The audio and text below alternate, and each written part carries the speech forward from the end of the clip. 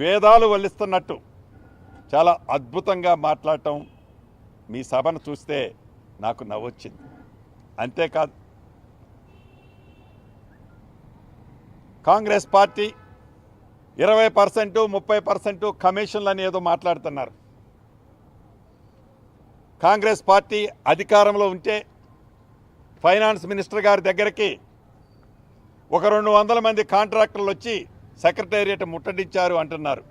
అయ్యా, మీరు ముఖ్యమంత్రిగా ఉన్నప్పుడు మీ పరిపాలనలో కాంట్రాక్టర్లకి మీరు అధికారంలోకి దిగిపోయే నాటికి సుమారు 80 నుంచి 82 వేల కోట్ల రూపాయలు మీరు కాంట్రాక్టర్లకు బాకీలు ఉన్నారు.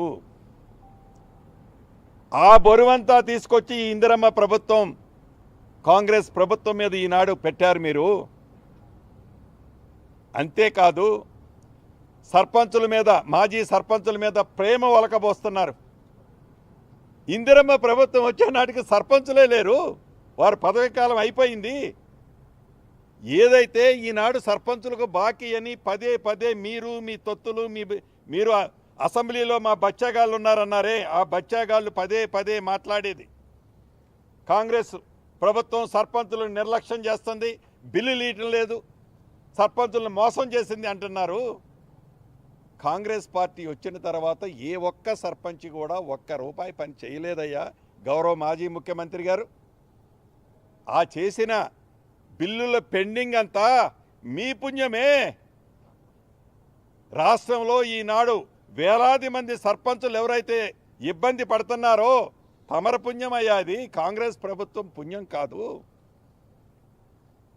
ఇక కాంగ్రెస్ పార్టీ గురించి ఈ 20-30% గురించి చెప్తున్నారు. డైరెక్ట్గా ముక్కుసూటిగా గౌరవ మాజీ ముఖ్యమంత్రి గారు మిమ్మల్ని 2 ప్రశ్నలు అడగదలుచుకున్నాను. మీది ఉద్యమ పార్టీగా మొదలై ఒక ప్రాంతీయ పార్టీగా అవతరించి ఒక జాతీయ పార్టీగా మీరు ఒక సర్టిఫికెట్ ఇచ్చుకున్నారు, సంతోషం, అది మీ పార్టీ. అయితే దేశంలో ఏ ప్రాంతీయ పార్టీకి లేనంత నిధులు, సుమారు 1500 కోట్ల పైగా వైట్ డబ్బు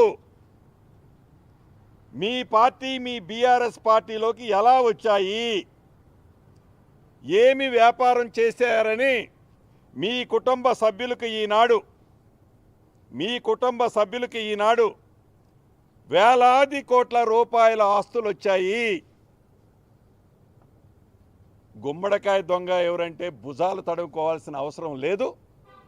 అస్సలు గురుగింజ కింద నలుపుని మీరు గ్రహించకుండా కాంగ్రెస్ పార్టీ మీద నిత్యము ప్రజల కోసం తాపత్రయపడే ఈ ఇందిరమ్మ పార్టీ మీద మీరు గుడ్డ కాల్చి వేయటం మీ మనసులో ఎంత ద్వేషాన్ని నింపుకొని, ఎంత తాపత్రయపడుతూ మళ్ళీ అధికారంలోకి రావాలి అని పగట కళ్ళకు అంటున్నారయ్యా. ఇంకొక విషయం, ఈనాడు అధికార పార్టీ ఆ సభను సక్సెస్ చేయకుండా ఉండటం కోసం అనేక ఇబ్బందులు పెట్టారు, పోలీసులు ఇబ్బందులు పెట్టారు, ట్రాఫిక్ అది ఇది అని ఏదో చెప్పారు. మీకు గుర్తుందా గౌరవ మాజీ ముఖ్యమంత్రి వర్యులు? ఆనాడు 2023 జూన్ 2వ తారీఖు నాడు మా నేత రాహుల్ గాంధీ గారు ఖమ్మం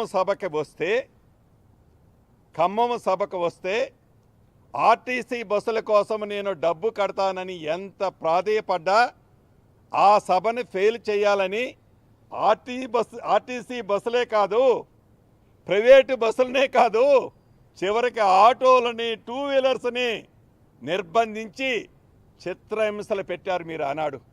ఈనాడు ఇందిరమ్మ ప్రభుత్వంలో గౌరవ ముఖ్యమంత్రి రేవంత్ రెడ్డి గారి నాయకత్వంలో వారి ఆదేశాల అనుసారం మా ట్రాన్స్పోర్ట్ మంత్రి గారు కూడా ఇక్కడే ఉన్నారు. మీరు ఎన్ని బస్సులకు కడితే అన్ని బస్సులు ఇచ్చారు. ఎన్ని ప్రైవేటు వాహనాలు వస్తే స్వచ్ఛందంగా ఎక్కడా ఇబ్బంది పెట్టొద్దు, ఇది ప్రజాస్వామ్యం.